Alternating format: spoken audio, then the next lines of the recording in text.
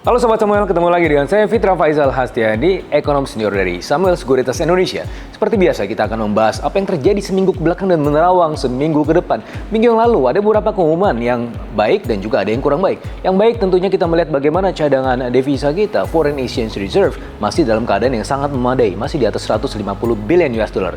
Hanya berkurang sedikit dari posisi di bulan yang lalu 151 billion US dollar yang merupakan all time high, tapi ini adalah suatu hal yang wajar karena ya BI membutuhkan intervensi untuk rupiah mempertahankannya di level 15.800, 15.900 dan juga ada jadwal pembayaran utang yang jatuh tempo. Nah, ini sebenarnya masih dalam keadaan yang wajar dan masih dalam keadaan yang baik ya. Foreign exchange reserve ini masih dalam keadaan yang bisa menopang rupiah untuk beberapa bulan ke depan dan bahkan memberikan ruang fleksibilitas buat Bank Indonesia untuk menurunkan suku bunganya di bulan Desember ini nanti di pertemuan berikutnya. Nah, tetapi kita juga melihat ada beberapa ya tanda-tanda yang mungkin tidak terlalu baik buat perekonomian kita. Salah satunya adalah pengumuman inflasi kemarin yang 1,55% secara year on year. Inflasi memang kalau rendah itu suatu hal yang sangat dinantikan, mana ada orang yang tidak suka harga yang rendah. Tetapi di sisi yang lain kalau dia terlalu rendah maka dia menjadi alarm buat perekonomian kita. Data inflasi yang rendah ini adalah yang paling rendah semenjak 3,5 tahun terakhir. Terakhir kita mengalami ini tahun 2021 adalah masa pandemi, di mana pada saat itu demand memang sedang melambat. Nah ini juga tanda-tanda bahwa demand melambat ya di tahun ini menjelang akhir tahun, tapi ya mudah-mudahan itu bisa segera rebound ya. Nanti menjelang Nataru biasanya ada peningkatan demand yang juga lumayan baik ya, tapi ini setidaknya menjadi alarm juga buat kita semua.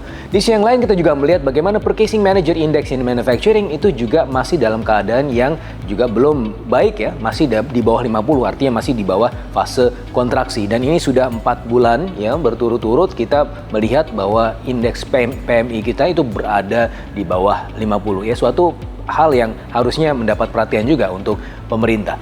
Tapi biar bagaimanapun kita masih bisa melihat bahwa jelang sampai akhir tahun ini ada beberapa tanda-tanda yang juga lumayan positif dari market dan juga kita melihat bagaimana Consumer Confidence Index yang baru saja diumumkan di hari Senin pekan ini itu bouncing ya di atas rata-rata tahunan melonjak ke 125.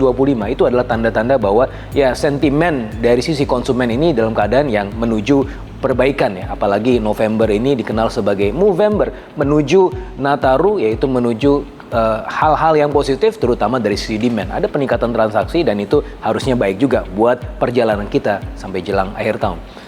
Bagaimana market, kita akan bahas berikutnya. Sekarang bagaimana kabar market? Ya tentunya kita juga harus melihat ada beberapa peristiwa geopolitik yang tentunya harus kita perhatikan dengan sesama.